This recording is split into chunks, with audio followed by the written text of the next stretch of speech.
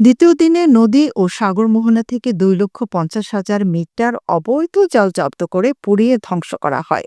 মৎস্য সম্পদ ধ্বংসকারী অবৈধ জাল অপসারণে চলা বিশেষ কম্বিং অপারেশনের দ্বিতীয় দিন পটুয়াখালীর রাঙ্গাবালিতে বিপুল পরিমাণ জাল জব্দ করা হয়েছে। কোস্টগার্ড ও মৎস্য বিভাগ যৌথভাবে এই অভিযান পরিচালনা করে। বুড়াগৌরাঙ্গ ও তেঁতুলিয়া নদীসহ বঙ্গোপসাগরের মোহনায় চলা অভিযানে 2,50,000 মিটার অবৈধ জাল জব্দ করা হয়। সোমবার রাতে এক সংবাদ বিজ্ঞপ্তির মাধ্যমে বিষয়টি নিশ্চিত করেন রাঙ্গাবালী উপজেলা সামুদ্রিক মৎস্য কর্মকর্তা এস এম শাহাদাত হোসেন।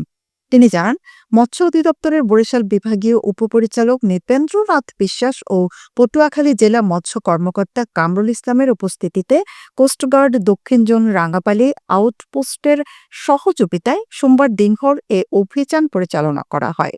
অভিযানকালে প্রায় 50 লক্ষ টাকার জাল জব্দ করা হয়। পরে যেসব অবৈধ জাল জনসম্মুখে পুড়িয়ে ধ্বংস করা হয়।